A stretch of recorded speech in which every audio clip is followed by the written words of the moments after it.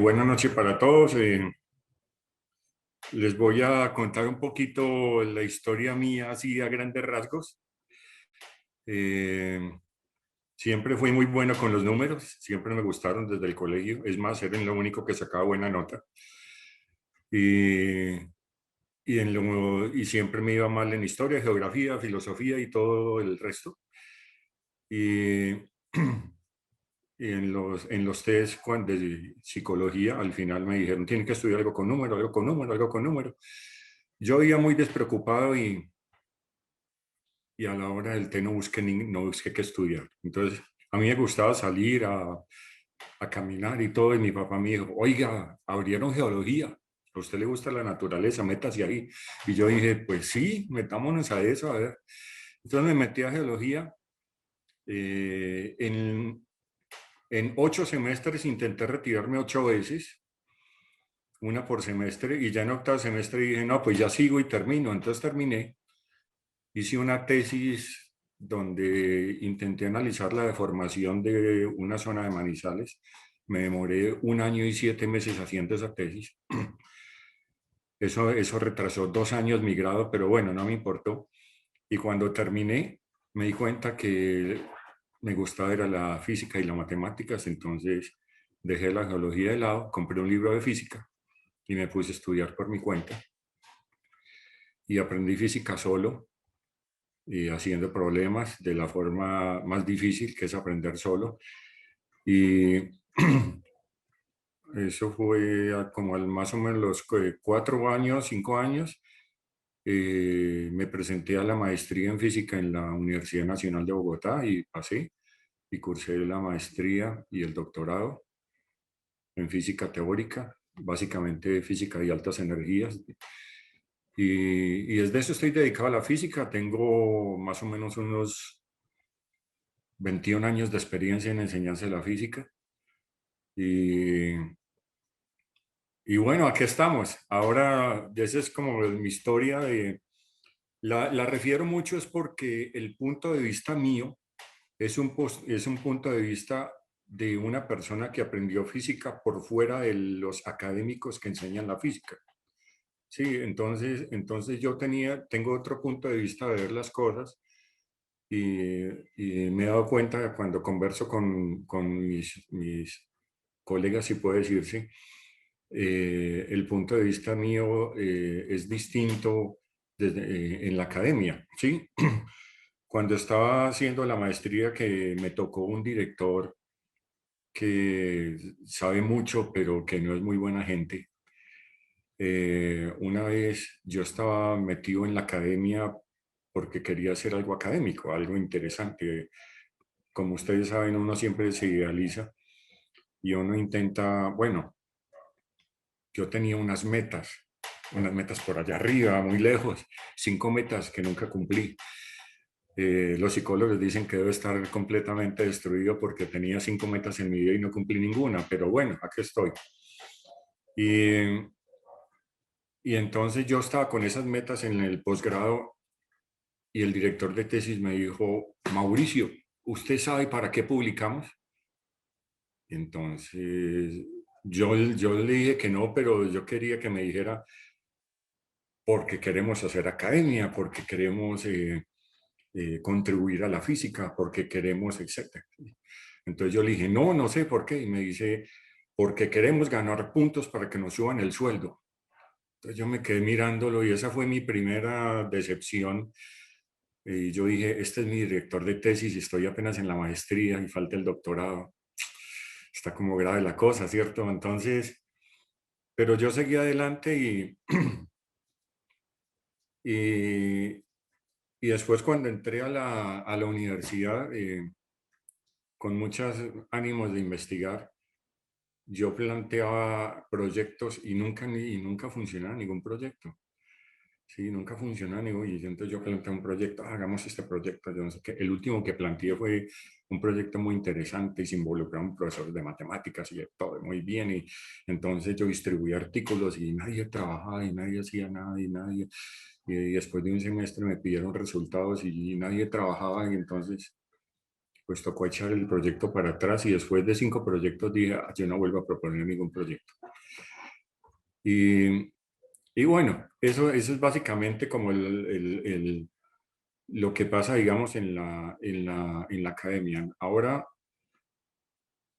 eh, uno cuando está en la universidad, acá todos conocen todos los lineamientos del ICFES, todos los lineamientos del Ministerio de Educación Nacional, etcétera, etcétera, donde se promueve la formación de doctores, donde se promueve que la mayor cantidad de personal que haya de planta en la universidad tenga doctorados, se promueve la acreditación, etcétera, etcétera. Y uno dice, eso está muy bien, se quiere subir el nivel de las universidades, sí, se quiere llegar a un tope y que todos tengan doctorado, etcétera, etcétera, sí. Y entonces empieza uno a luchar por hacer seminarios. ¿Qué es un seminario? Donde se involucran estudiantes para exponer temas avanzados. Ninguno de esos seminarios funciona, no se dan tiempos para los seminarios, etcétera, ¿sí? Entonces uno dice, bueno, ¿para qué se necesita gente con doctorado en las universidades? Para enseñar, yo digo las asignaturas que yo conozco, ¿no?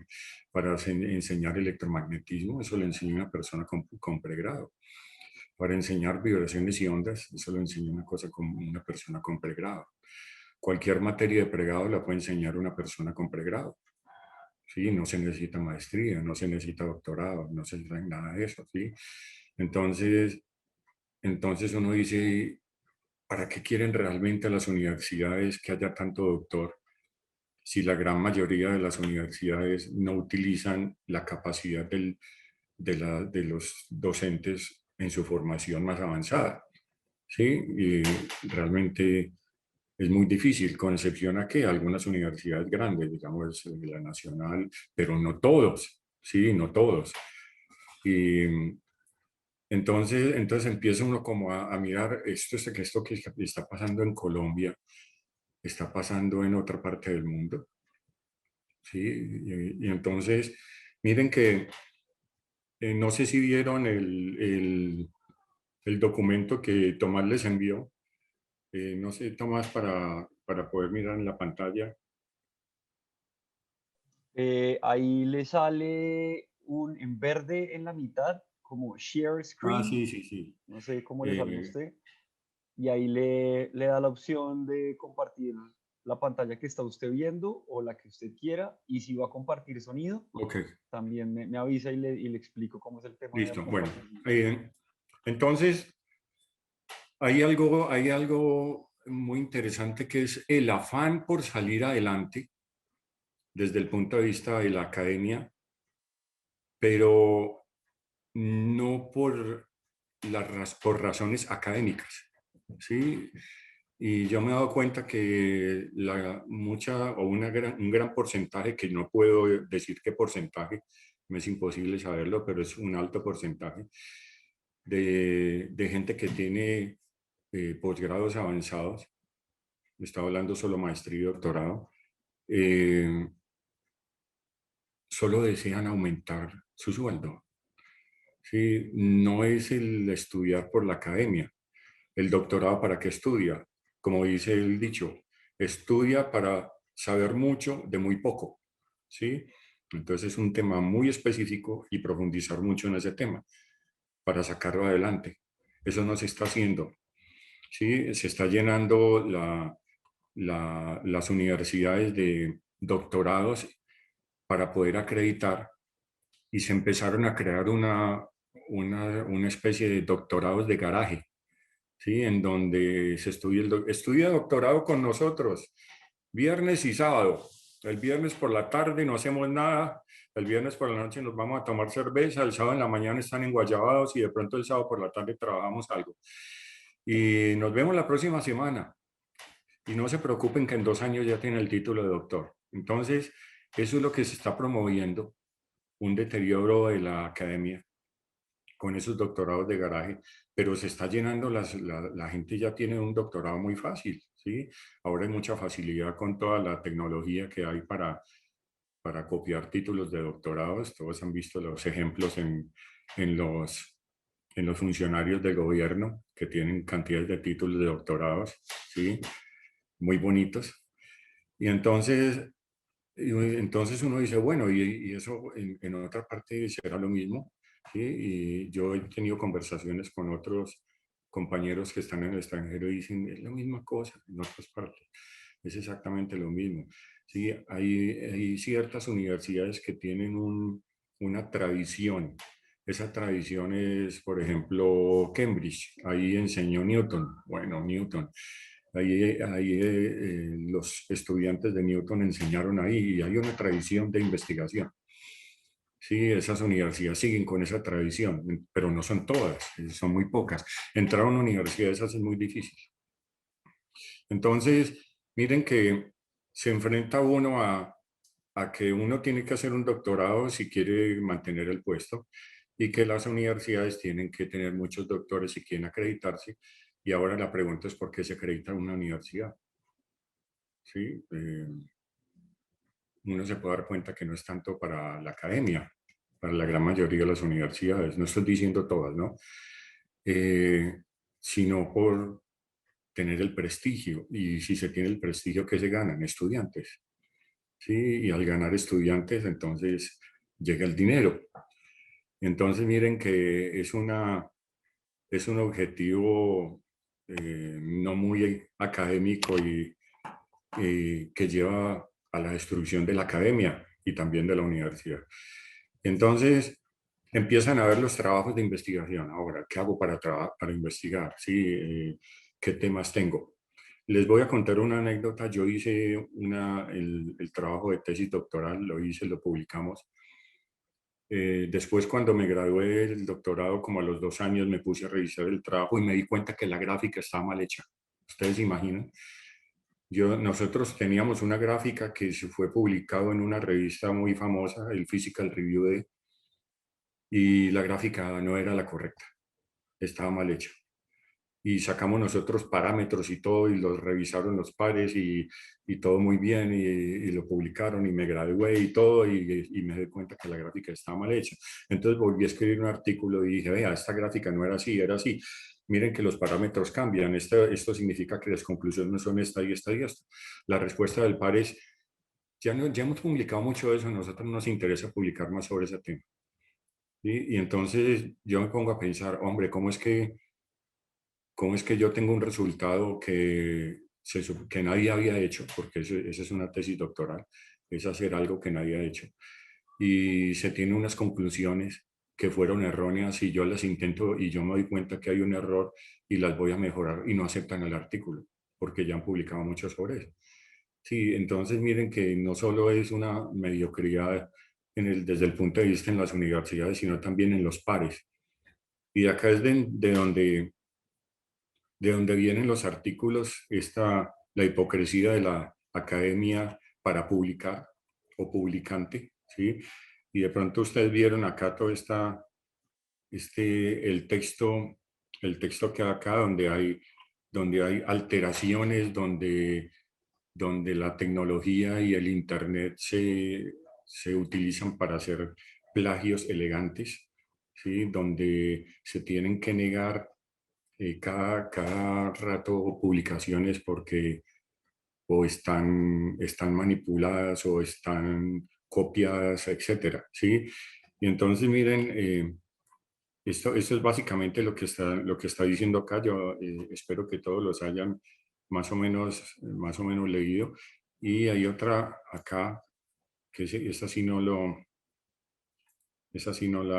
se mostró, que era esto también acerca de las publicaciones, y entonces está hablando de que esas publicaciones, la capacidad que tienen de darle crédito a la persona que publica o a la institución que publica, pero tiene también muchas fallas. Digamos acá, voy a pasar rápidamente esto, acá se muestra un laboratorio típico, por eso dice el día de trabajo de una persona de esta, que es lo que mira, los aparatos que utiliza, etcétera, ¿sí? Y entonces, miren que acá dice, la ciencia, sloppy quiere decir descuidada, ¿sí? Entonces, más o menos la ciencia sin revisión es más malvada que la mala conducta de investigación. Y miren que eh, tiene que ver mucho con las cosas que pasan. Ustedes han visto ejemplos innumerables ahora durante esta pandemia, donde cada quien puede salir y decir, por ejemplo, el expresidente Donald Trump dijo, hay que tomar cloro, y hubo varios intoxicados de cloro. Por ingerir cloro y entonces uno dice, pero ¿qué le pasa a la gente? ¿Por qué le cree? ¿Por qué creen eso? Porque hay un poder. Entonces, si es una persona con poder, yo le creo. Y miren que muchos científicos se aprovechan de eso, tienen poder, entonces publican cualquier cosa de forma descuidada. ¿Sí? Entonces miren que a esto se refiere más o menos esta cantidad, esa frase. ¿Sí? Ahora miren que acá dice que hay 120 artículos han sido rechazados por ser artículos basura, ¿sí? Artículos de risa, artículos que no sirven para nada. Estamos viendo que 120 artículos, digamos, en una revista son muchos artículos para dar de baja. Y son ejemplos como esto que presentan. Miren, por ejemplo, aquí están haciendo una investigación de bacterias y usted ve las bacterias y están muy bonitas, ¿sí? Usted las ve, ah, sí, son las bacterias, el artículo. Ahora miremos las bacterias, miren, están copiadas.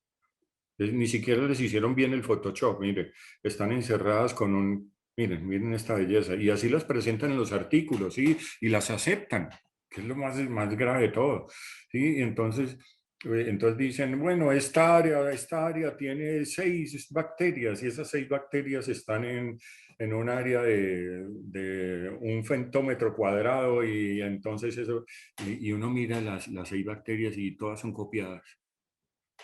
Sí, sí, Dani, y eso se refiere más o menos a esta presentación, ¿sí? Donde miren duplicación de datos en los laboratorios Bell, que es donde trabajan toda la parte de la computación cuántica y de todo lo que tiene que ver con lo que se llama el entrelazamiento cuántico, etcétera. De pronto no lo oí mencionar, ¿sí? Y entonces, miren cantidades de, de noticias donde miren, por ejemplo, esto, el ganador de Nobel dice que hay en los journals más importantes de ciencia hay boicoteo, ¿sí? Y uno ve que si usted está apadrinado por alguien, le publican sin revisar, casi sin revisar, ¿sí? Como se puede observar ahí. Y si usted no tiene un historial de publicación, entonces usted prácticamente le niegan cualquier cosa por interesante que sea, ¿sí? Eso está pasando hace mucho tiempo. Le pasó a Nathan Bossi, o Boss, o como lo quieran pronunciar. Sí, nadie podía publicar si no estaba padrinado por alguien importante. Él envió el artículo a Einstein. Einstein miró el artículo y dijo, eso lo leo después, y lo echó en un cajón. A los 5 años se acordó que había un artículo de algo que le interesaba y se puso a mirarlo y dijo, uy, este artículo está interesante. Después de 5 años lo publicaron, ¿sí? Y esa es la famosa estadística de Bose-Einstein. Y estuvo 5 años guardada. Y miren, por ejemplo, esta noticia. Millones de personas que fueron engañadas piensan que el chocolate le ayuda a perder peso.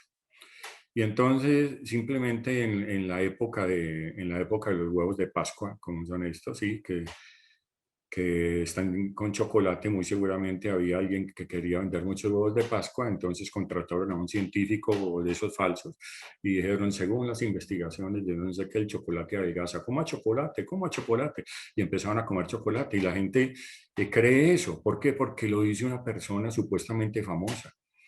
Entonces, miren, hay muchos ejemplos, aquí están, miren. El chocolate acelera la pérdida de peso. Es que eso no lo cree nadie, sí, pero miren que está en una revista famosa, lo está publicando una chica bonita riéndose, que ni siquiera está mordiendo el chocolate, lo tiene en los dientes, ¿sí? Y todo el mundo le cree, ¿sí? Y la chica, pues si fuera gorda, no le creían, pero es delgada. Miren, ¿sí? Bueno, muy bien. Entonces miren la pregunta que se hace. ¿Debería retractarse el estudio de la dieta de chocolate? ¿Sí? Es que es increíble, aunque sea que hagan esta pregunta. ¿Sí? ¿Sí ven? Entonces, a eso me refiero en acá hay cantidades de ejemplos. ¿Sí? Y miren, a ver, por acá yo había visto estos, vean, esto. ¿Sí? Hay cantidades de malas conductas desde el punto de vista de el manejo del software y cómo se ayuda en el manejo del software y piratear para que las publicaciones salgan adelante. Está por todo lado, ¿sí? Bueno, acá hay una cantidad de cosas. Digamos, miren esto. Mi primer maquinaria para hacer fraude. Entonces dice, aprenda a falsificar los datos como un profesional. Sí, ustedes se imaginan que esto salga en una revista. Sí, yo sé que es muy vieja, digamos, estamos hablando de esta figura, pues de los años 60 o algo así, pero es que no más con este título ya es suficiente para uno asustarse. Sí, y entonces miren que esa conducta de falsificar son conductas que vienen desde hace mucho tiempo. Y entonces, a esto me quería referir, yo no tengo más como para compartir. Y, y a esto me estaba refiriendo para, para poder mirar que cuando viene la parte de la ciencia, alguna vez se comentó en una charla al comienzo de estas charlas, diciendo que la gente por pereza entiende lo que le viene a entender por no investigar. ¿Sí? O sea, a mí me dicen que el chocolate adelgaza. Entonces yo digo, no puede ser. A ver, yo busco las propiedades del chocolate, cuántas calorías tiene. Con solo que vea las calorías, con eso ya sé que eso no es cierto. ¿Sí? No hay que investigar mucho. Tengo que tomar cloro para que el coronavirus desaparezca. Pues miro a ver, cloro, cloro, cloro, veneno. Ah, no, eso no me sirve. ¿Sí? No me sirve. Pero entonces miren que son conductas. Ahora les voy a contar una anécdota. Yo iba en un taxi acá en la ciudad de Ibagué, iba en taxi para el centro y el taxista estaba muy emocionado y me dijo, hombre, imagínese que mataron un gato y lo volvieron a resucitar. Apenas él me dijo eso, yo me imaginé el gato de Schrödinger. Entonces yo le dije, ¿cómo así, hombre? ¿Y usted dónde leyó eso? No, en una revista salió y yo no sé qué. Y yo dije, qué maravilla, voy a buscar la revista. Me bajé ahí en la quinta con cuarta, calle 12 o 13, que hay revisteros, y me puse a mirar muy interesante y estaba una foto del gato vivo y el gato muerto. Y estaba ahí teoría de Schrödinger. Entonces, ¿qué me imaginé? Que el taxista ni siquiera compró la revista porque él no le interesa gastar la plata en eso, pero vio que había un gato vivo y un gato muerto y dijo, revivieron el gato. ¿Sí? Y entonces eso es suficiente para poder entender, para poder pensar en que revivieron un gato. ¿sí? Y no es intentar comprar la revista y entender qué pasó, qué es lo que está explicando. Si será eso que yo creo o no. No, a mí no me interesa porque vi la foto de un gato vivo y un gato muerto. Con eso es suficiente para decir, para empezar a regarle a todos los pasajeros que revivieron un gato y muy seguramente hay un pasajero que va a llegar a la casa. Oye, el taxista me dijo que revivieron un gato. No, eso es una maravilla. Pues estamos muy bien de tecnología. Bien, y eso es, a eso me refiero, sí, es la pereza de las personas para investigar las cosas. ¿Por qué? Porque entender un proceso natural es muy difícil. ¿Sí? Entonces requiere muchas cosas. Digamos, usted puede hacer pregunta, oiga, ¿usted sabe relatividad especial? Ah, la de Einstein. Ah, sí, la de Einstein. Pues claro, yo sé muy bien eso. ¿Y qué sabe relatividad especial? E igual a mc al cuadrado. Ah, ya. ¿Y eso qué significa? Que la materia es energía. ¿Y qué más? Ah, no, esa es la ecuación más famosa de Einstein. Sí, y entonces le dice uno, oiga, usted no sabe que mc al cuadrado es p cuadrado c cuadrado más m sub 0 cuadrado c a la cuarta y que hay energía en reposo y energía en movimiento. ¿Mm? No, porque no le interesa profundizar. ¿Y eso Sí, porque para en qué los me sirve? noticieros le dijeron que relatividad era mc al cuadrado. Y entonces a eso me refiero con la hipocresía viene de varias partes, ¿sí? O de varios puntos de vista. Viene desde el punto de vista institucional, donde yo quiero tener doctorados, quiero investigar. A mí no me importa que investiguen. Lo que me importa es que publiquen, donde sea, pero que publiquen. Ahora hay una ley que dice que se debe investigar en el desarrollo regional de cualquier región. Los de Cartagena en el desarrollo regional de Cartagena o del Atlántico, etcétera, etcétera. Entonces me pongo a ver, a hablar con amigos, oiga, ¿usted dónde está investigando? No, yo estoy investigando para el desarrollo regional. Ah, bueno, listo. ¿Dónde está investigando? Está investigando en... Usted se fue a la entrada de la ciudad, los aledaños de la ciudad, y usted está investigando, llegó a una casa y le dijo, oiga, vea, yo me presento, yo soy un investigador de la Universidad X, ¿sí? Estoy haciendo una investigación para que su suelo mejore. Usted me puede dejar tomar unas muestras de su finquita y de su parcela y yo le ayudo. No, no, no, yo no sé eso. ¿Usted dónde está investigando? Ah, pues estoy investigando en una finca de uno de los dueños de la universidad. Se pone uno a ver en dónde están investigando la mayoría de las personas que están haciendo la investigación para el desarrollo regional, en los que contribuyen a la universidad, en los que son dueños de la universidad y en las fincas, en ese tipo de fincas. Ellos no van a investigar en los aledaños de la ciudad donde no tienen ni para ofrecerle un tinto a usted porque son muy pobres, ¿sí? Entonces, eso es la conducta, esa es la conducta que está mal, ¿sí? Porque es que la ciencia no está solo para los ricachones o para los que contribuyen a las instituciones, sino para todo el mundo. Esa es una parte de la hipocresía. Las publicaciones, la obligación a publicar, y si usted no publica se va de la universidad, entonces tiene que publicar cualquier cosa. ¿Sí? Y hay gente que tiene una línea de investigación y ha seguido con sus directores de doctorado y sigue por ese lado y entonces salen y salen artículos de buen nivel. Y yo digo, esa gente está bien conectada y siguen publicando mucho y está muy bien. Pero hay gente que no. Hay gente que quedó en malas relaciones con su director de tesis, ¿sí? Como yo, como yo.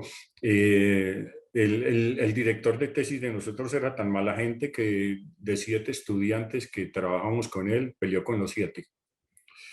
Y uno de los estudiantes era un estudiante el más decente del mundo, de acá de Ibagué, muy, muy inteligente. Ya murió por terco. Y él no decía la más mínima palabra delante de uno. Y él me dice que una vez estaba trabajando con él y él le sacó tanto la piedra. Él me dice, hombre Mauricio, a mí no sé qué fue lo que me pasó, pero yo le eché la madre 7 veces seguidas y tiré la puerta de la oficina y no volví a trabajar nunca más con él. ¿Qué pasa? ¿Qué pasa con eso? que uno no es capaz de seguir investigando solo. ¿Por qué? Porque uno necesita el director de tesis que lo vaya guiando hasta que uno despegue.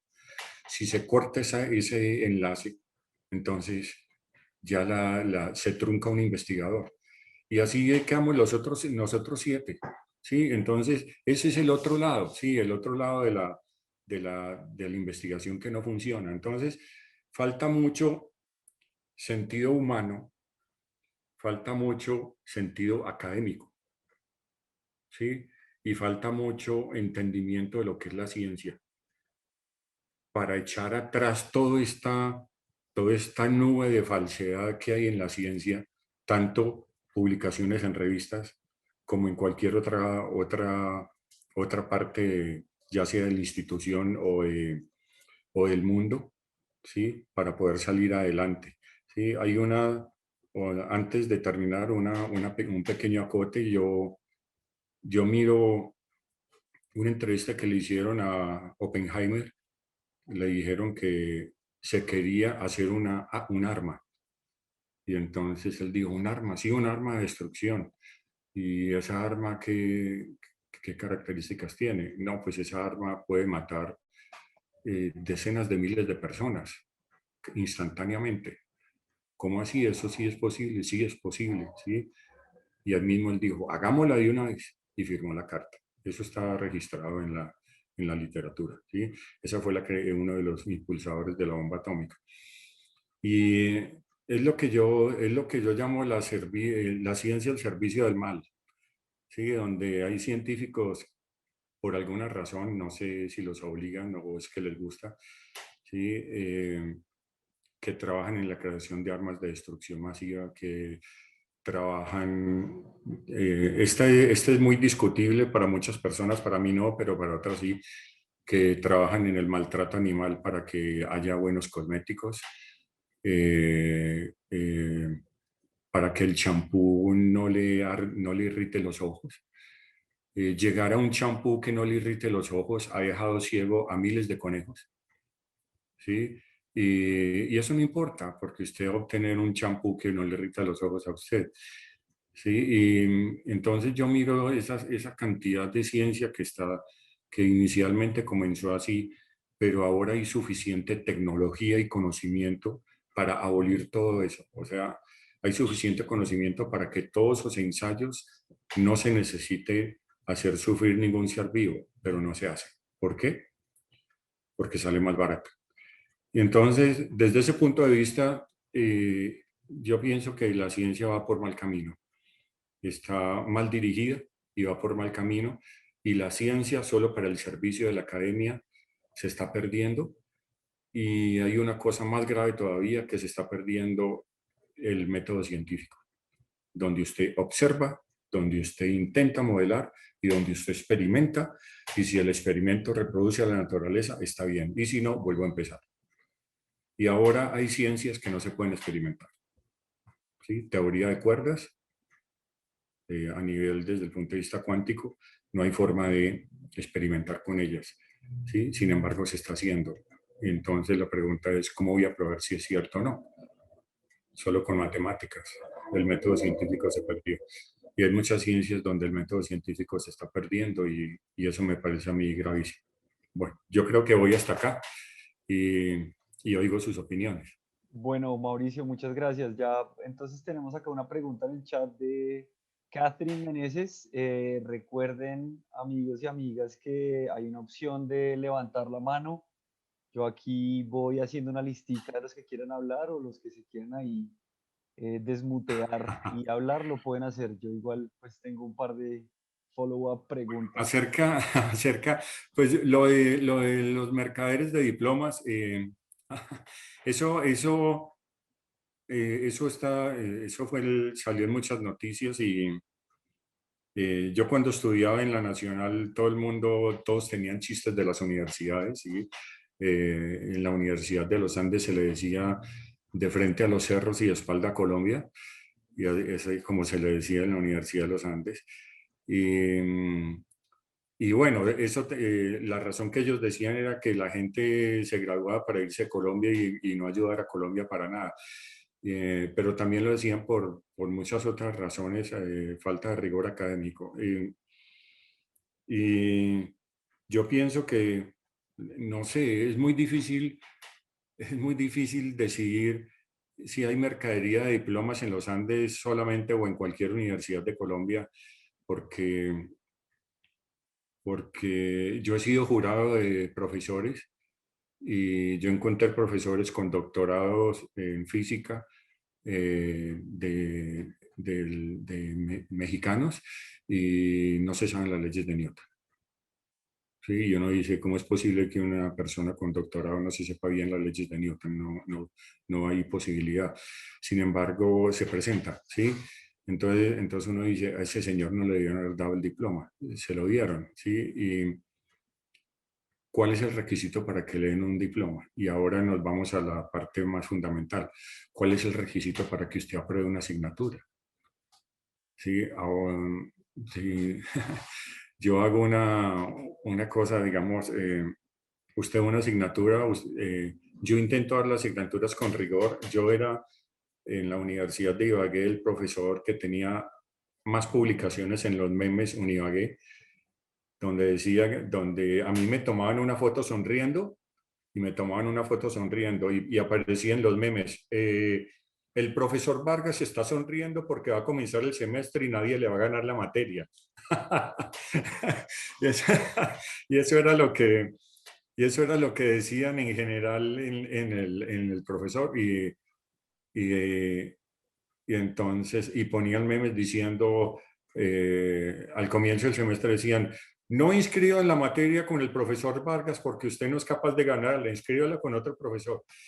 Y así eran más las asignaturas. Y sin embargo, a mí me criticaban mucho después de que hubo la famosa fusión a la cual yo me opuse mucho y intentaron unir la física con el cálculo en una sola asignatura. A mí inicialmente me pareció buena idea, después me di cuenta que no lo era y me opuse.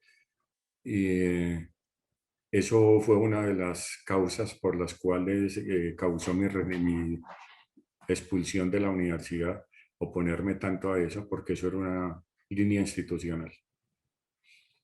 Y, y yo me ponía a pensar, si yo soy estricto, ¿quién gana la materia? Pues solamente Tomás. ¿Sí? ¿Quién más? Bueno, y entonces yo digo, bueno, está bien. ¿Qué hago yo? ¿Qué hago yo? Usted le dicen, usted empieza a tantear a sus directores y usted le dicen, bueno, debe dar como una desaprobación de más o menos el 30%, no más, porque puede ocasionar problemas con su lonchera, ¿sí? Entonces uno dice, bueno, está bien, sí, yo no le veo problema a eso. Al final, al comienzo yo era muy rígido con las notas, ya a mí no me interesa y yo intento hacer la clase lo mejor posible para que el estudiante intente sacar el mejor provecho de la asignatura y si al final, pues hay que ayudar, se ayuda. Sí, así pues lo digo directamente sin problemas.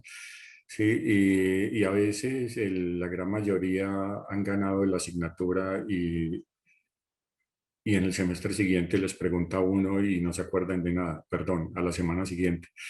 Sí, y entonces uno dice, ¿y de qué sirvió todo el esfuerzo? Entonces, desde ese punto de vista, entregar los diplomas, pues sería prácticamente a nadie. Sí, y ahora si vemos las materias, todo el mundo criticaba las materias de ciencia básica porque la perdía mucha gente y miraban las materias de ciencias aplicadas, 10 estudiantes la ganó uno o 5 estudiantes nadie la ganó. Sí, mortalidad del 100% en las aplicadas y en las básicas no, en las básicas 40%, una mortalidad muy alta, en las aplicadas 100%, no hay ningún problema.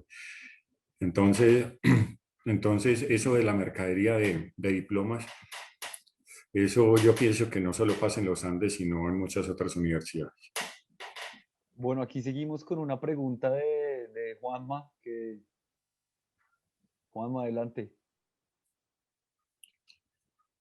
No lo escuchamos, no lo ¿Ahí se me escuchamos. oye bien? ¿Se me oye bien Perfecto. ahí? Sí, No Perfecto. sí, tengo micrófono. No tengo micrófono. sí, sí, perfecto. Eh, ¿Cuánto tengo, Tommy? Porque usted dio un tiempo ahí, pero no sé. Estrictamente tiene 2 minutos, pero pues hágale, hágale, hágale. Bueno, vamos a ver si en 2 minutos logro decir algo más o menos interesante. Bueno, primero, Bueno, pues felicitar al profesor por extraer ese tema. Inclusive, antes de empezar, de que Tomás tomara la iniciativa y creara estas conversaciones, estos diálogos analfabetas, tuvimos una conversación sobre ese tema un poco larga, ¿no? Sobre este problema de la ciencia, la publicación en las universidades. Eh, pero yo quiero hacer más que una pregunta, luego puede terminar en una pregunta, como una interpelación en un sentido o un aporte. Porque es que este problema de la ciencia como institución, digamos que hay una clase de Foucault en el College de Francia, la de 75 y 76, que la llaman defender la sociedad. Y ahí Foucault toca un tema que a mí me parece muy pertinente para el título de su presentación. Y él dice, mire, es que el problema de la ciencia o el afán de que un discurso, porque la ciencia en general también es un discurso para mí, ¿sí? O termina en un discurso, hay una pretensión de que todo discurso sea calificado de científico. Entonces, por ejemplo, los marxistas llevan años tratando de defender el marxismo científico, o inclusive el esfuerzo que hubo del psicoanálisis y el mismo Freud porque el psicoanálisis fuera reconocido como ciencia. Esos son los dos ejemplos que pone Foucault. Y dice, pero ¿por qué hay un esfuerzo? ¿Por qué alguien quisiera que su discurso fuera reconocido como científico? ¿No? Esa es una pregunta importante. Y Foucault dice, porque es que resulta que porque después de la ilustración, pues que algo sea reconocido como científico le da estatuto de verdad y le da un estatuto de poder. Es decir, yo hago un esfuerzo porque mi discurso aparezca como científico, porque va a ser aceptado mucho más fácilmente en una época, digamos, que se supone post-ilustración, un discurso que sea llamado científico, ¿no? Y digamos que hay otro tema muy importante ahí epistemológico, que es la relación entre la ciencia y la verdad. Porque es que ahora, digamos, hay un esfuerzo por decir que todo es científico, ¿no? O que tal cosa es científica, o que está basado en estudios científicos, o está demostrado clínica o científicamente, ¿no? Científicamente pues sería más. Pero es eso, es decir, ¿por qué tenemos el afán de hacer ciencia? El profesor tocaba un punto importante, es porque tenemos el afán de acreditarnos, ¿no? Hay un afán económico, sí, sí, y eso es cierto, yo estoy de acuerdo, pero también hay un afán de que mi discurso sea una manifestación o una declaración de verdad en virtud de la cual yo pueda ejercer poder y pueda poder competir con los otros, ¿no? Y a mí me parece que el tema es muy importante porque cuando uno está dentro, ¿sí? De pronto para otros que no conocen cómo se crea el discurso, que es un poco lo que usted está compartiendo, ¿no? ¿Cuáles son los problemas que hay antes, digamos, en el procedimiento, en la experimentación o en la evidencia que respalda ese discurso que termina en un artículo? Cuando uno conoce esa dinámica y sabe que el profesor publica para que le suban el sueldo, uno se da cuenta que la tal pretensión de verdad de las revistas científicas está en entredicho, ¿sí? Y eso en últimas puede llevar, digamos, en un futuro a que la gente empiece a descreer de nuevo del pensamiento científico, ¿sí? Porque el discurso científico basado en pruebas o, digamos, en experimentación no ética, en el sentido de mentir o de falsear la información, pues puede llevar a que la gente ya no crea. Y si la gente ya no cree en la ciencia, podemos tener, digamos, lo que hemos avanzado en términos de ilustración, podemos retrocederlo. Y eso me parece delicado, ¿no? E importante. Es como algo que yo quería como decir, compartir. Obviamente siempre queda abierto a seguir hablando del tema, ¿no? Bueno, sí, estoy de acuerdo. Hay mucho punto de vista de la ciencia que la gente cree porque alguien lo dice y, y convencer a la persona de que eso no es cierto es más difícil que la persona crea que lo que dicen es cierto, así sea mentira.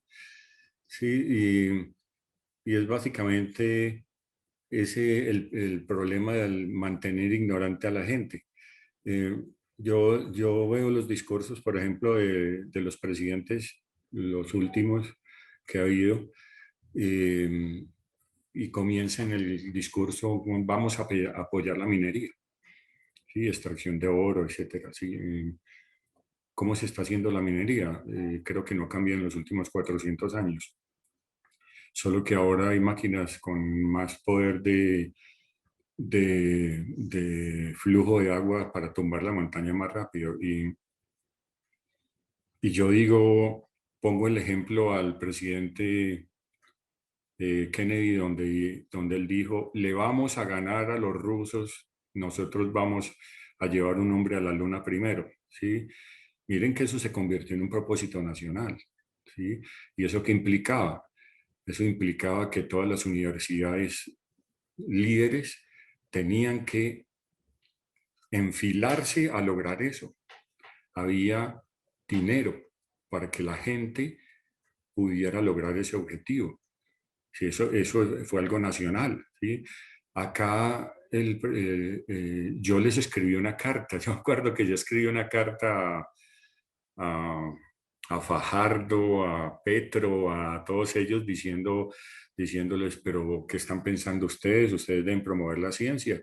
¿Sí? ¿Por qué no dicen, hombre, hagamos una cosa, intentemos como propósito nacional entender y de pronto lograr hacer una fusión nuclear? Y eso implica avances importantísimos, construir laboratorios para hacerlo, donde todas las universidades, la nacional, todas y aún las más, las menos poderosas, se enfilen a lograr eso. Y eso entonces lograría como un aumento de la ciencia en el país, pero no, se van por la minería. Entonces, miren que lo que usted dice es cierto, sí, lo que usted dice es cierto, la parte de la ciencia tiene muchos puntos de vista y no todos son malos, sí, no todos son malos. Como yo digo, la ciencia como tal, hay mucha gente que la ve como rigor científico para al menos promoverla, para hacer una divulgación seria, para ayudar a la gente a entender cosas y a poder explicar dudas, aclarar dudas que se tengan de algunos procesos. Pero desafortunadamente no es la mayoría. ¿Sí? Bueno, acá sigo con otra pregunta que tengo de Cristian en el chat. AKA Altona Ibagué. No sé si Cristian la quiere hacer o la lee o el profe la lee. Lea, Tommy. ¿Qué opina, profe, sobre los intentos de la comunidad creyente de buscar evidencia de su fe en la ciencia? Es decir, buscar constantemente la aprobación en algún paper o hallazgo de la NASA para justificar algún dogma o la mismísima existencia de lo que se llama Dios. Ok. Bueno, muy bien. Una cosa es cierta, ¿sí? Nosotros, si nos vamos desde el punto de vista del rigor, desde el punto de vista ya enmarcado en la religión, ¿no? O sea, la respuesta mía sería enmarcada en la religión. Porque el que es creyente, bueno, siempre ha habido como una especie de choque entre la ciencia y la religión. O sea, es como si una no se puede ver con la otra y están en justaposición. Sin embargo, miren, en la Biblia, no recuerdo exactamente el salmo, pero en el salmo, en uno de los salmos está diciendo, está hablando acerca del peso del aire. O sea que en la Biblia están diciendo que el aire pesa.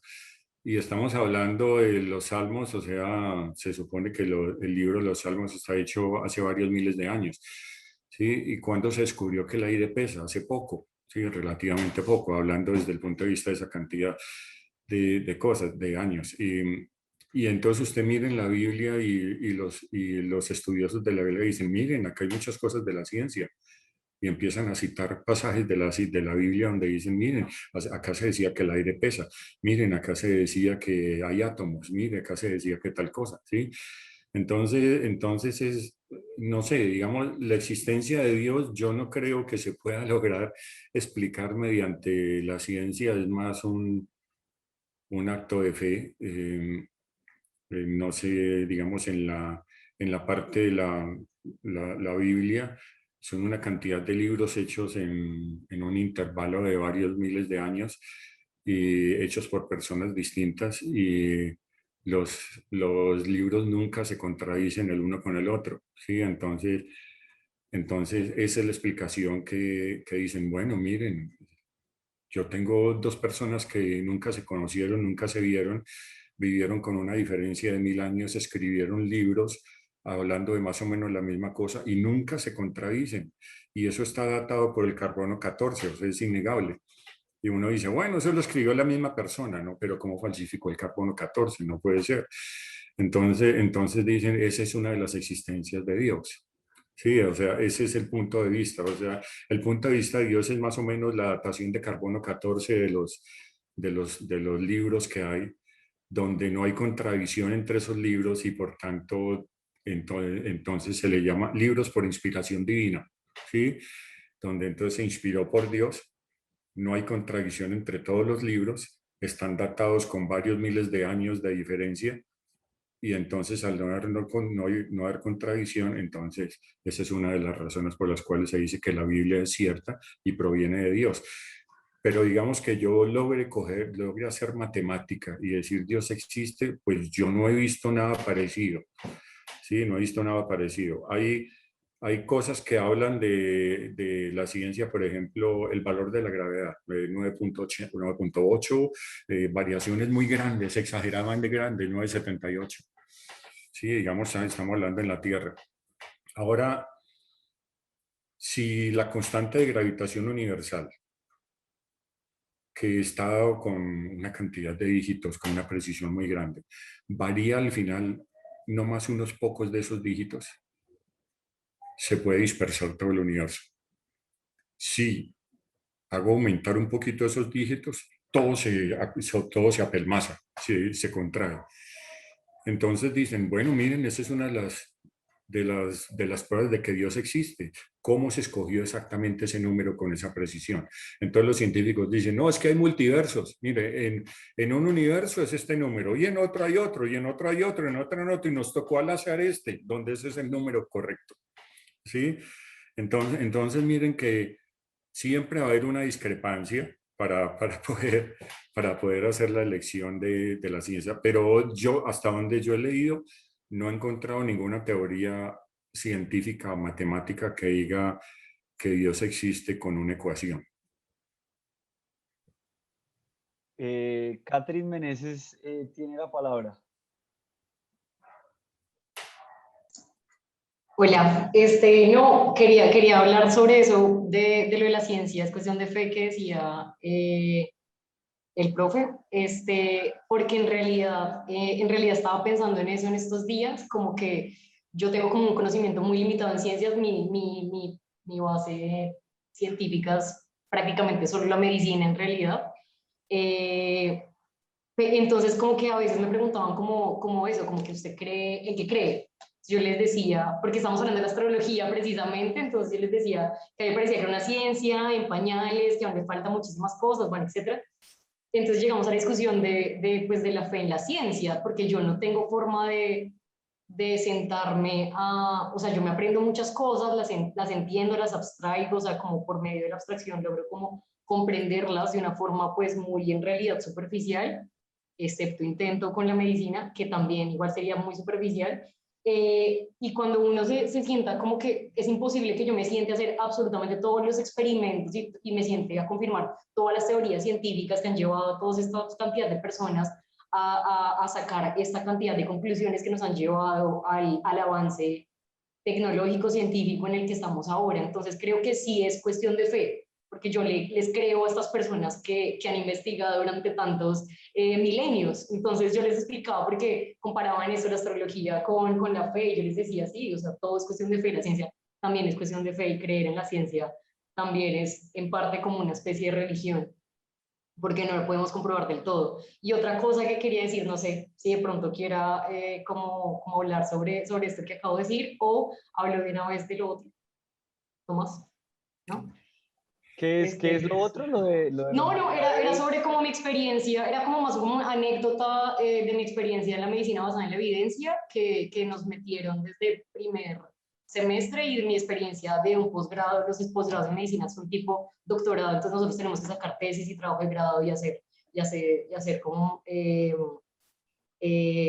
tenemos que trabajar también de profes y todo, y bueno, y todas estas cosas. Entonces sí quería como hablar sobre mi, como que marcada como con varias cosas que pasaron durante mi tesis, como mi trabajo de investigación y pues, las cosas que uno ve en la medicina basada en la evidencia, que también son bastante turbias e hipócritas.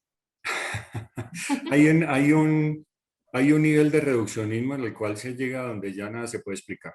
Sí, por ejemplo, hay una cosa que llaman cantidades fundamentales en física. ¿Qué es masa?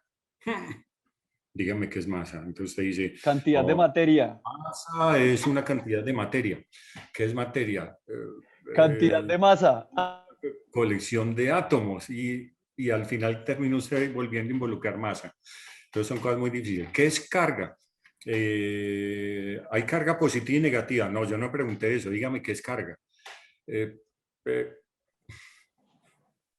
una propiedad de la materia. Cantidad de materia. Sí. Ahora, y cosas como esas. Ahora, en electromagnetismo dicen, vea, hay una carga positiva, el campo eléctrico sale, muy bien, y todo el mundo, ah, sí, sale, sale, ah, muy bonito, sí, y funciona, listo. ¿Cómo se origina el campo? Nadie sabe. Nadie sabe cómo se origina el campo. Sin embargo, la gente trabaja con el campo, pero nadie sabe cómo se origina ese campo. ¿Sí? ¿Sí? ¿Por qué las partículas? Hay una propiedad en las partículas que se llama el spin, que es el que genera precisamente el magnetismo. Entonces, las partículas fundamentales tienen spin un medio. ¿Un medio de qué? Una cantidad que se llama h barra, ¿sí? Que es el momento angular de Planck. Entonces, ahora uno dice, ¿por qué todas esas partículas fundamentales tienen spin un medio? No, no se sabe.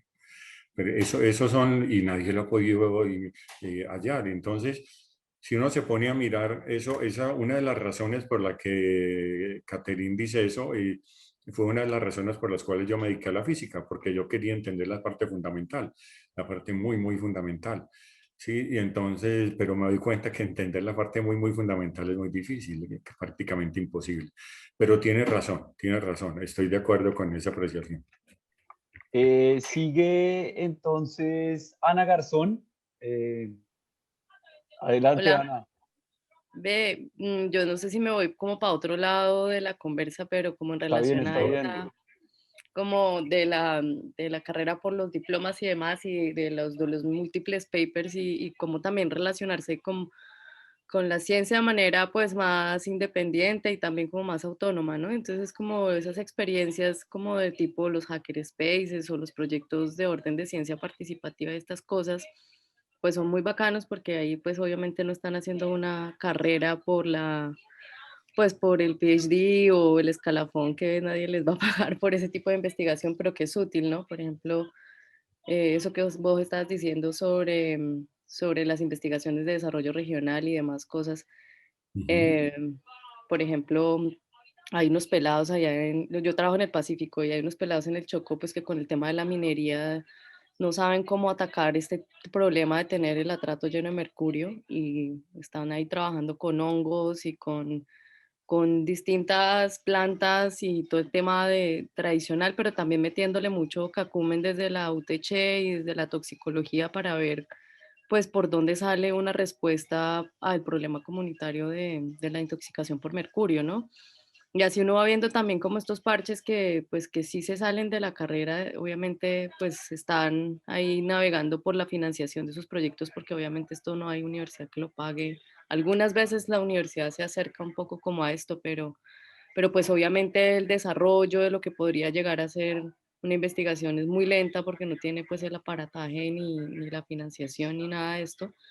Pero bueno, creo que hay otros caminos como más demoraditos y pues que está bueno también, ¿no? O sea, en el caso como particular de Caterine, A mí me tomó mucho tiempo volver a una maestría después de la carrera de ingeniería, como no me hacía sentido, ¿no? Como que yo decía, bueno, y ahora me meto en esta otra cosa y otra cosa, y no le encontraba como el chiste hasta que empecé a hacer investigación pues con mis amigas en colectivos, más de orden de comunicación. Además cambia también todo el panorama cuando tú entiendes para qué quieres investigar en la vida, que sea un poco más útil para la vida.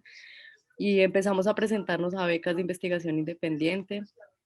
Y luego ya como que la pregunta de, ve, yo sí quiero hacer esta maestría, yo sí quiero profundizar en esto, se hizo como necesaria para las preguntas que uno tiene, ¿no?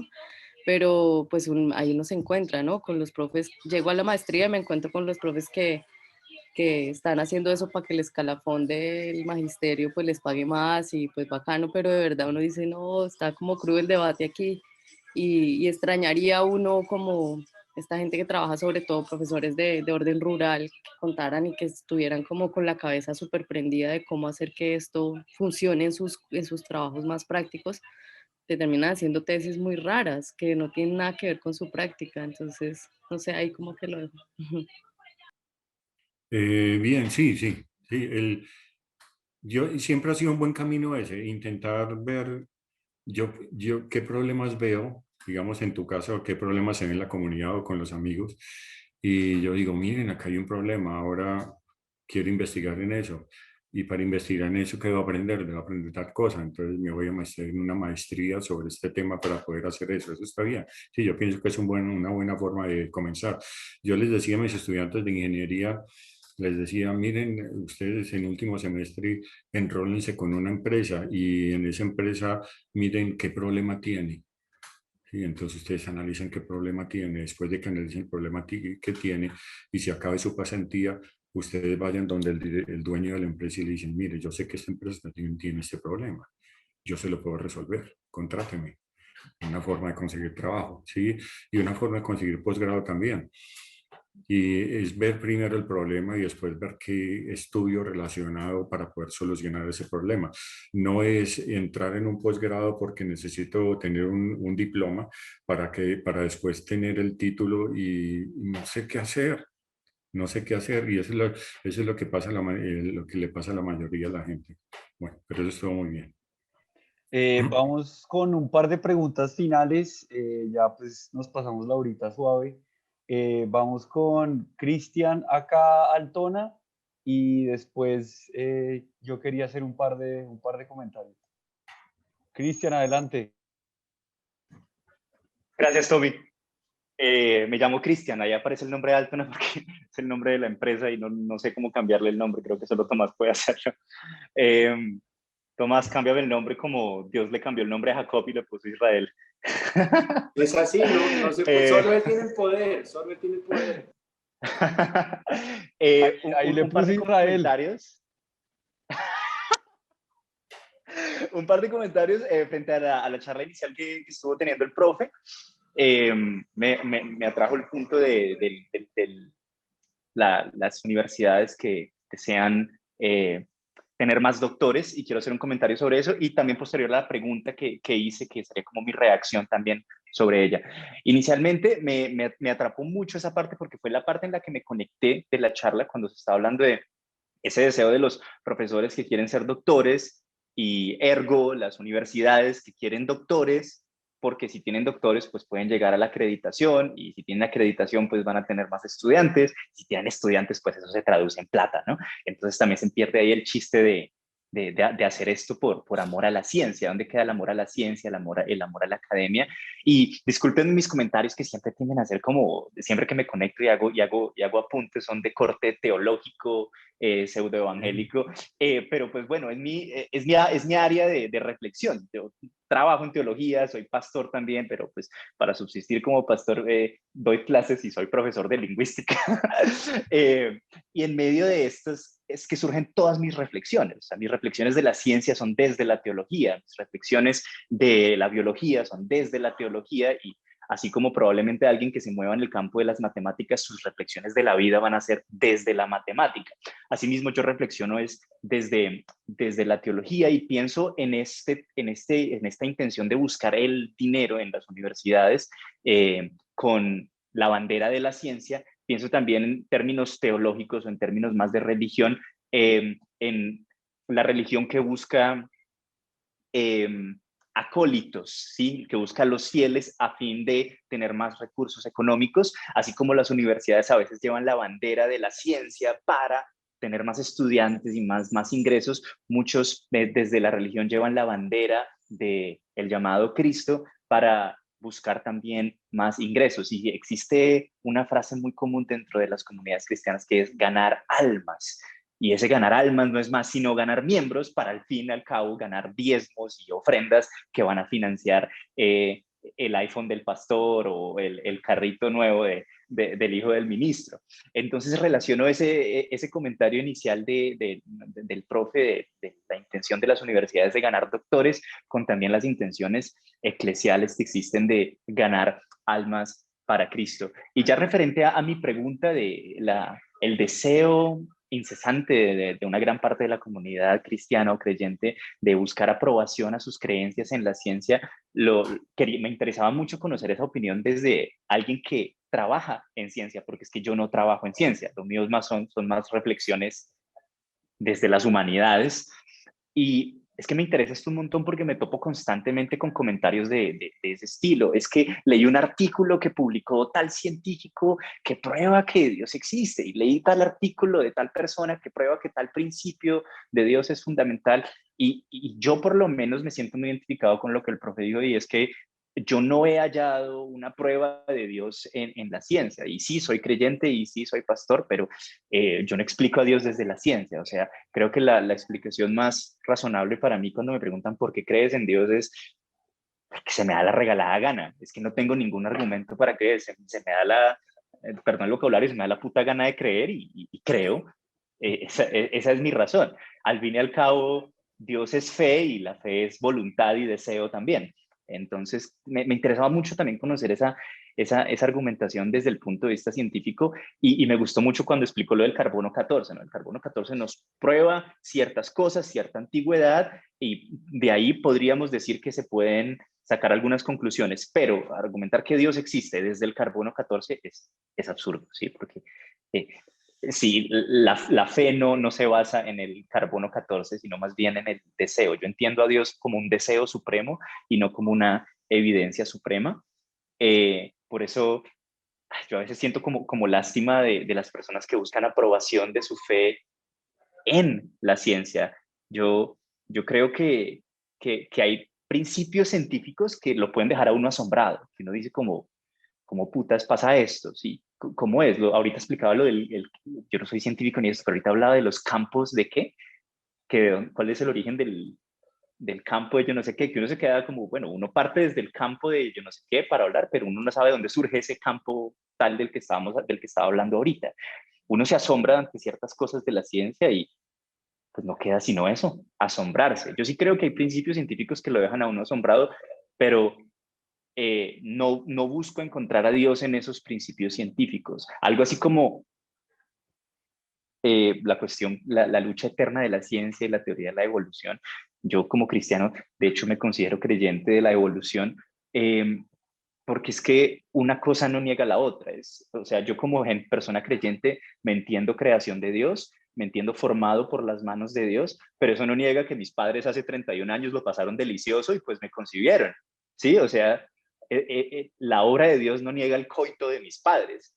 Mis padres tuvieron coito, ¿sí? Y yo nací a través de un parto doloroso y sangriento, y eso no niega tampoco que yo crea que Dios me haya traído a la luz de este mundo por su gracia y misericordia. Entonces una cosa como que no niega la otra. Yo creo firmemente que mediante pruebas formales de lógica, o llamémoslas abstracciones conceptuales, no se puede demostrar la existencia de Dios, porque la existencia es un dato inductivo y no una conclusión deductiva.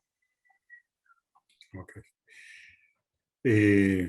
Pocos comentarios al respecto. Yo pienso que está bien la cosa y sí, es un acto de fe. Es un acto de fe y no es extraño que muchos crean, digamos, en la religión porque muchos de sus mandamientos son algo lógico, ¿sí? Digamos, no matarás, no robarás, ¿sí? No mentirás. Sí, usted no es una persona que mienta a toda hora y no le gusta que le mientan, tampoco usted quiere matar a las personas, si es sano mentalmente, ¿no? Y etcétera, ¿sí? No cometerás adulterio. Entonces, esas cosas, ¿no? Ahora, si alguno ha leído la Biblia, dice que cuando le preguntan a Jesucristo, él dice que solo hay un mandamiento, amar a Dios sobre todas las cosas, con todo tu fuerza, tu alma, tu ser, etcétera. Bueno. Y el segundo, amar al prójimo como a ti mismo. Y, entonces, y ahí no hay más. Listo, no hay más. Entonces, si usted ama a su congénere, pues usted no lo va a matar, tampoco le va a robar, tampoco le va a decir mentiras, tampoco se va a acostar con su esposa, ¿sí? Entonces miren que son cosas que, que vienen de forma natural, o sea, todo el mundo cree eso, pero la creencia en Dios sí estoy de acuerdo con, con Israel, que es Con Israel. Israel ya. Le Bueno, cambió de nombre por fin. yo quiero hacer una pregunta final aquí, una pregunta final antes de los comentarios finales, principalmente para Mauricio, pero en general para todos los que estamos aquí asistiendo hoy.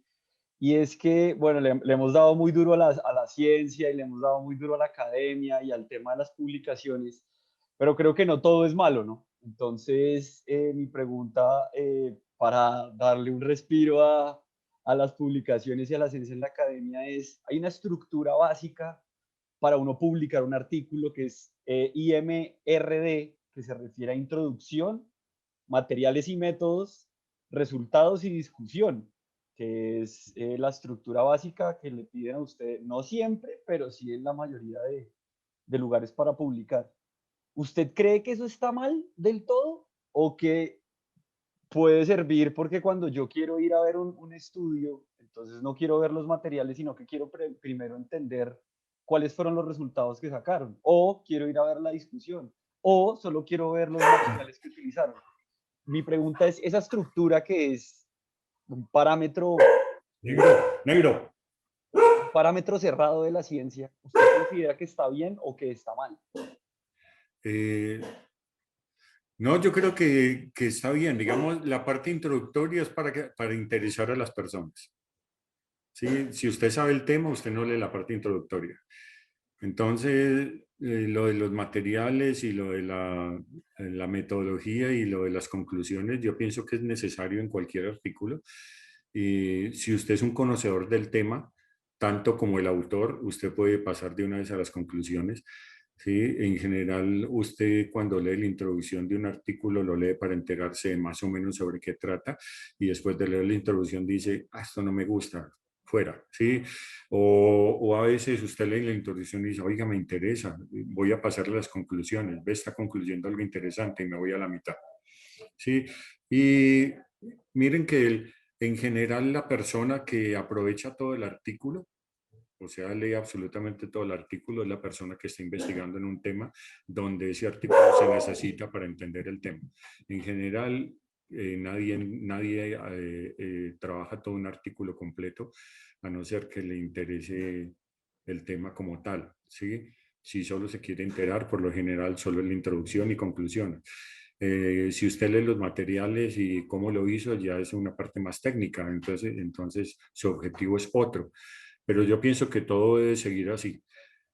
Acerca de que le hemos dado duro, pero yo dije que no, que en la ciencia en las publicaciones también no todo el mundo está haciendo las cosas mal hechas y mucha gente está publicando porque le gusta la academia y quiere ver salir la ciencia adelante.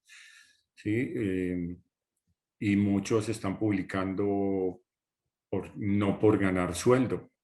Yo conocí un profesor en la Universidad de Antioquia de apellido Maecha. Él tenía maestría y todo el tiempo tenía maestría y le decían, profesor, ¿usted por qué no es el doctorado? Y él dice, ¿pero para qué? Yo no necesito el doctorado para nada. Y la gente que tenía postdoctorado le decía jocosamente, profesor Maecha, usted le debería dar debería dar un síncope o debería usted quedar en coma por ahí unos 5 años para ver si yo en 5 años logro igualarme a todo lo que sabe usted. Y era una persona que sabía mucho y no le interesaba hacer doctorado. Unos años después me di cuenta que hizo doctorado y entonces yo le pregunté a una persona por qué hizo el doctorado, cuál fue la conclusión, porque quería subir de escalafón para poderse jubilar con un mayor sueldo. ¿Sí? O sea, es una necesidad, es una necesidad. Yo puedo trabajar toda la vida en la ciencia y puedo trabajar toda la vida en hacer desarrollos interesantes, y etcétera, etcétera, etcétera, pero si yo me jubilo con el mínimo, estoy en la olla. Entonces yo tengo que buscar una jubilación buena, un buen sueldo. A no ser que usted tenga un negocio, por ejemplo, tenga una librería o un centro cultural y que gane millones de millones, ¿sí? Y entonces, y entonces es muy difícil. La situación para el profesional colombiano es muy difícil. Sí, hay Esta, mucha gente que ha trabajado muy duro toda la vida, que ha trabajado por razones académicas, estamos hablando de la gente de ciencia, y ahora no tienen con qué comprar mercado. Sí, entonces son cosas muy difíciles que obligan a las personas a buscar escalafonarse para poder tener una buena jubilación y poder sostener a la familia, por ejemplo. Pero yo sí creo que hay mucha gente que está trabajando en la ciencia por mejorar la ciencia y ayudar a las personas a entender. esta pregunta que hacía yo sobre, las estructuras de los papers, la hacía porque durante el último año, que creo que tuve varias epifanías en mi vida, mientras escribía artículos, me sentía que estaba escribiendo artículos para seguir una regla y no para crear algo o para entender algo o para descubrirlo, sino solo para seguir la regla. Entonces, este introducción, métodos, resultados, discusión me contrariaba todo el tiempo, porque es lo que usted dice, hay gente que sí está detrás de la ciencia, claro, hermoso, usted empezó en la ciencia porque le gustaba entender, a mí también me encanta esto y creo que todos los que estamos aquí nos gusta entender así, o sea, lo que sea, desde la teología, desde la medicina, desde donde sea, pero esta estructura tan cerrada en la que si usted no escribe así no lo publican, si bien tiene sus cosas buenas, como usted mismo las dijo, usted es más fácil que encuentre cada una de las secciones, pero también a mí me contraría es el hecho es en que la ciencia deja de ser creatividad para volverse en una estructura que usted o sigue o se jodió, porque si su artículo no tiene introducción, métodos, resultados y discusión, es muy probable que no lo publique. Entonces, Sí, yo pienso que mucha parte es o los reglamentos internos de la revista, pero también lo que se busca es que también su artículo llegue a la gente que no conoce, que pueda incentivarlos a aprender lo que usted ha hecho. Sí, si usted solo publica lo que a usted le interesa, sin introducción y sin nada, quedaría algo muy, como dicen, ladrilludo de entender para otras personas y para usted no. Y usted quedó contento con lo que hizo. ¿Sí? Y la otra persona que sabe lo que usted sabe dice, uy, está excelente. ¿Sí? Pero la persona que quiere entender el tema lee eso y dice, uy, no entendí ni jota desde el primer párrafo hasta el final. Entonces, ¿qué hace? Se aburre. Sí, y entonces la introducción le ayuda, incentiva a la gente a interesarse en su trabajo también y que de pronto usted llegue un correo, oiga, me interesó lo que usted hizo, no entendí mucho, explíqueme o hagamos algo. Sí, entonces, ese es mi punto de vista. Yo pienso que es a veces engorroso hacerlo, pero a veces es necesario. bueno, gracias Mauricio. Vamos con una mini pregunta de Juanma, espero un mini aporte de Juanma, de esta vez sí menos de 2 minutos, para que no nos alarguemos tanto. ¿Le parece, Juanma? O desmutéese, desmutéese, desmutéese. No lo oímos, no lo oímos. Espere, ya. No, le toca a usted desmutearse. Eso. Ya. Es que Tomás dijo algo muy importante y profesor también. Yo tengo el sesgo de filosofía analítica, pero es que hay que hacer una distinción importante porque si no podemos incurrir en errores en el discurso. O sea, tenemos que distinguir academia de ciencia. ¿Sí? Porque es que, y creo que ahí puede haber gran parte del problema, ¿no? O sea, de empezar a pensar academia igual ciencia. Por lo menos yo no creo eso. O sea, no creo que la única forma de conocimiento válido sea la ciencia.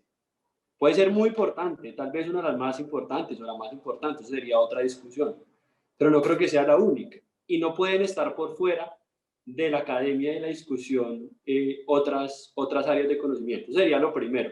Ahora, dentro del estatuto epistemológico de la ciencia hay otra discusión, ¿no? Y entonces es la pregunta que hace Tomás.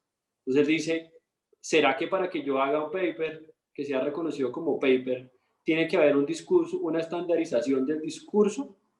Y entonces, y yo ahorita le decía a Jessica, le decía, es que a no ser que el discurso y la estandarización del discurso obedezca al respeto de un método científico. Si es así, tendría sentido. Si no, simplemente sería una estandarización del discurso, o sea, una norma, o sea, una manifestación de poder de la institución científica que exige escribir de cierta forma, y ahí estaríamos en un absurdo. Si es respaldada por el método científico, tendría sentido que tuviera ese estándar porque está relacionado con el respeto del procedimiento que garantiza la verdad. Y ahí hay otro problema. Entonces, por eso digo que la filosofía analítica a veces no soluciona los problemas, pero sí los plantea. Entonces, son 2 problemas o 3 problemas distintos que hay ahí. Lástima que sea al final, pero ahí queda abierta la discusión para seguirlo haciendo y no hablo más. Oiga, qué grande, Juanma, Solo una cosita y bueno, la academia es algo muy grande. Hay academia, puede haber academia en muchas cosas, en casi todo. Y la ciencia, pues la ciencia fundamentalmente está relacionada con el método científico. En lo que no se puede hacer método científico no se considera ciencia. Por ejemplo, la matemática no se considera como una ciencia, porque en la matemática no cabe el método científico. La matemática, como dicen jocosamente, los matemáticos solo le obedecen a Dios, a nadie más. Sí, y no hay nadie que los rija, ellos hacen sus propias reglas, ellos hacen todo ellos mismos, ¿sí? Lo demás depende de la matemática, ellos no, la matemática no se considera como una ciencia, tampoco la estadística, ¿sí? Y es básicamente por eso, sí, pero estoy de acuerdo, sí. Bueno, amigos, como siempre, quedamos con más preguntas que respuestas en esta hora y media de nada, porque terminamos en nada. Le quiero dar las gracias a Mauricio. No a ustedes Demostrémosle por la atención. con las reacciones del Zoom. Y nada más, solo para cerrar esto ya finalmente, quería decir hoy que era nuestro primer debate sin mencionar a Foucault, pero obviamente trajimos a Juanma y tuvo que mencionar a Foucault. Entonces, 5 debates seguidos, casi hablando de Foucault en cada uno de ellos. Tengo otros. Se vienen, se vienen. Y nada, muchas gracias por haber estado en los que pudieron participar, en los que no también los extrañamos. Y ya nos veremos en otra ocasión. Mauricio, muchísimas gracias. No, a ustedes muchas gracias por todo, gracias por los aportes, fue muy interesante esta hora y media que se pasó volando. Muchas gracias. Como dicen, el tiempo vuela cuando uno se divierte. Así es. Saludos amigos, que les vaya bien.